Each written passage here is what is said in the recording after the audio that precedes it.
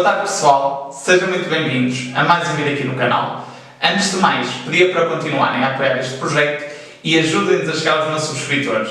Estamos muito perto desse objetivo, mas sem a vossa ajuda aí em casa não será possível. Por isso, não se esqueçam de subscrever o meu canal aqui em baixo. No vídeo de hoje, vamos falar de ETFs de acumulação e ETFs de distribuição. No vídeo anterior aqui no canal já falamos do que são ETFs e inclusivamente apresentamos um exemplo de um ETF indexado ao mercado mundial, nomeadamente ao Morgan Stanley Capital Index. No vídeo de hoje vamos continuar a nossa aventura pelo mundo dos ETFs, falando das diferenças entre os ETFs de acumulação e os ETFs de distribuição. Genericamente, a grande diferença entre os ETFs de distribuição e os ETFs de acumulação tem a ver com a forma como os dividendos são geridos em cada um destes tipos de ETFs.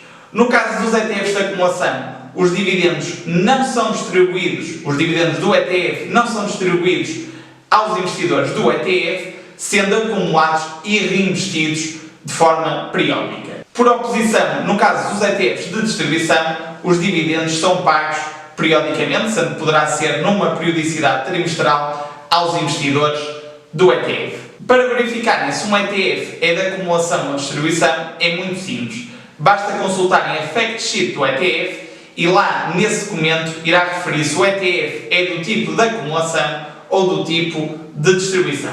Para vos mostrar as reais diferenças de investir num ETF de distribuição e num ETF de acumulação, não percam já de seguir a análise na minha tela, onde vos mostro um exemplo real de investir num ETF de acumulação e num ETF de distribuição.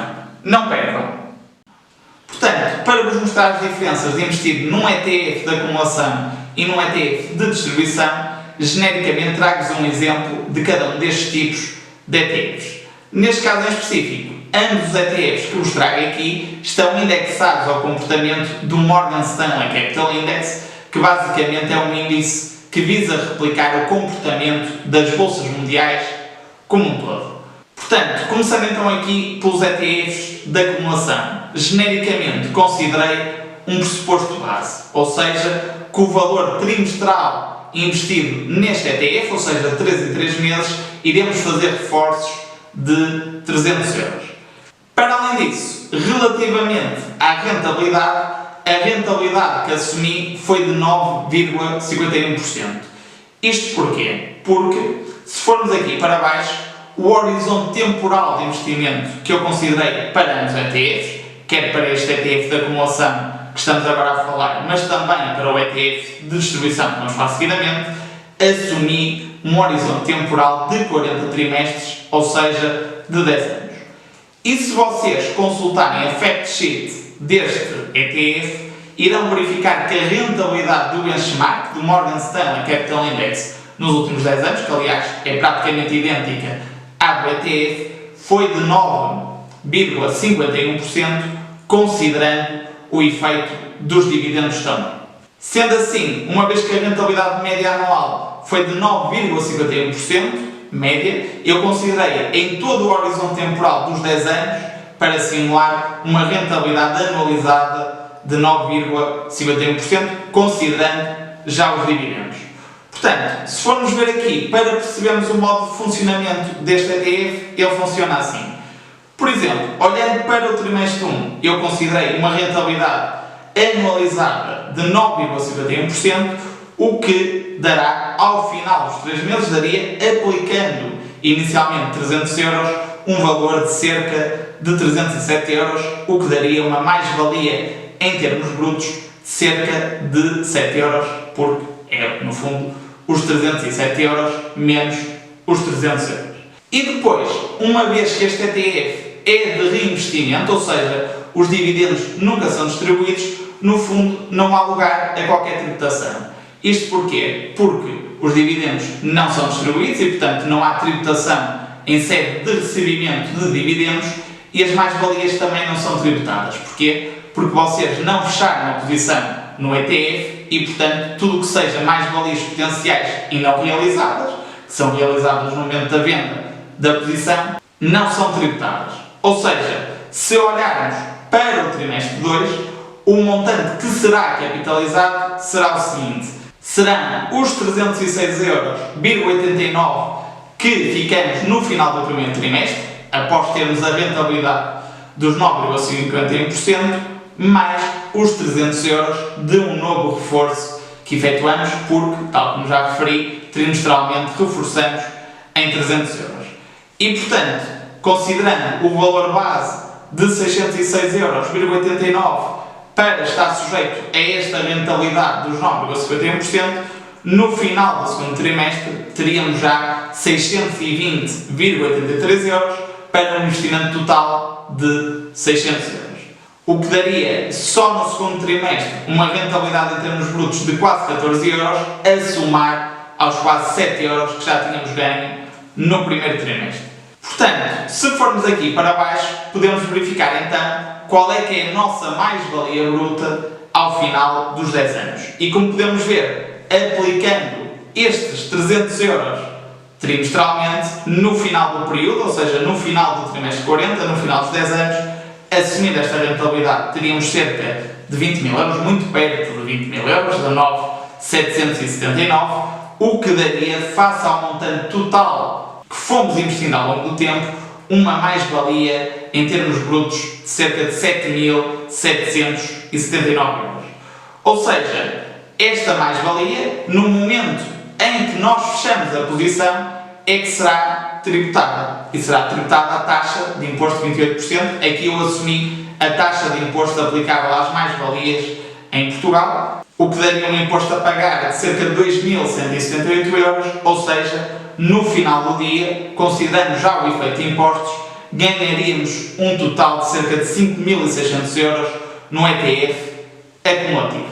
Partindo então para o ETF de distribuição, aqui a história será um bocadinho diferente. Porquê? Porque ao contrário do que acontece nos ETFs de acumulação, os ETFs distributivos de distribuição não reinvestem os dividendos, o que dará desde logo um resultado um bocadinho diferente.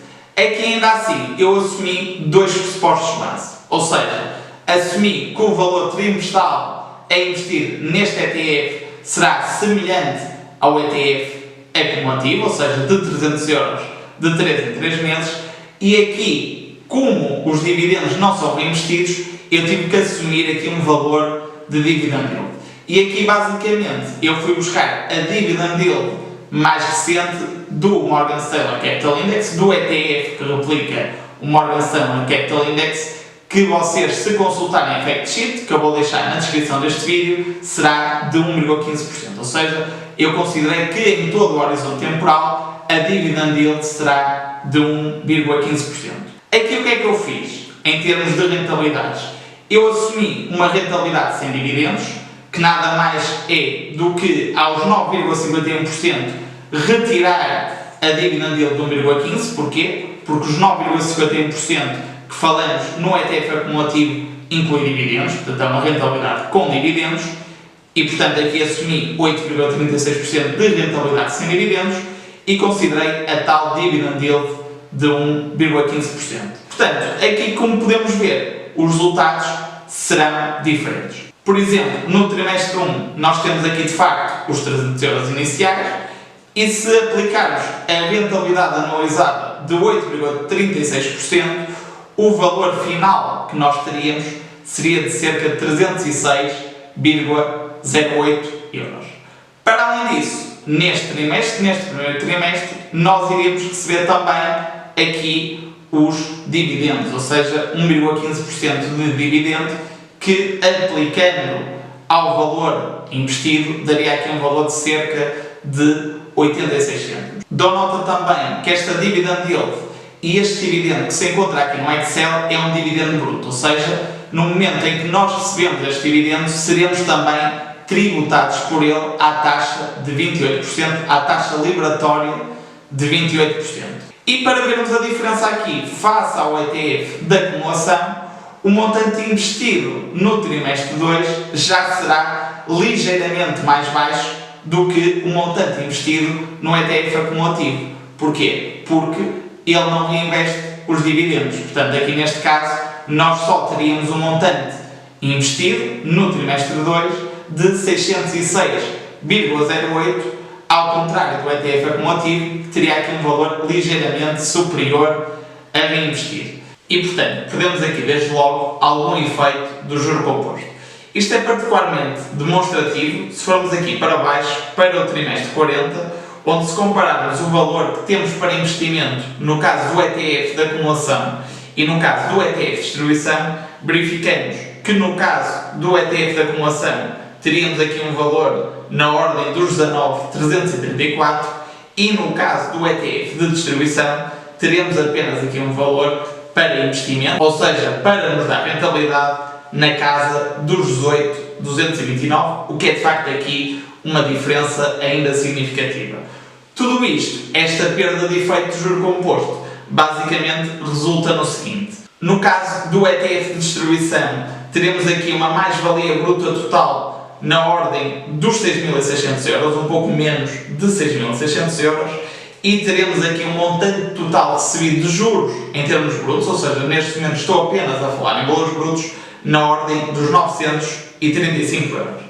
Portanto, se aplicarmos a taxa de imposto de 28% às mais-valias, teremos um total de mais-valias de cerca de 4.751 euros e iremos receber, ao longo do horizonte temporal de investimento, um montante de dividendos na casa dos 673 euros. Contas feitas entre dividendos recebidos e mais-valias com investimento, teremos aqui um montante total de ganhos líquidos de cerca de 5.424 euros.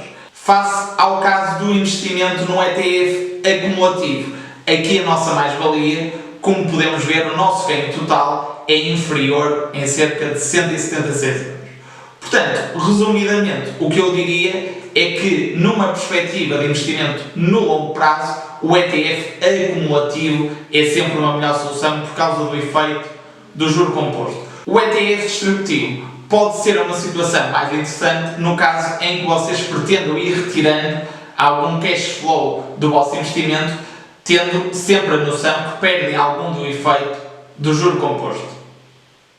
Espero que o vídeo tenha sido do vosso agrado. Caso tenham gostado, deixem o vosso like, partilhem e subscrevam o nosso canal e ajudem-nos a chegar aos 1000 subscritores. Não percam o próximo vídeo e até à próxima. Obrigado!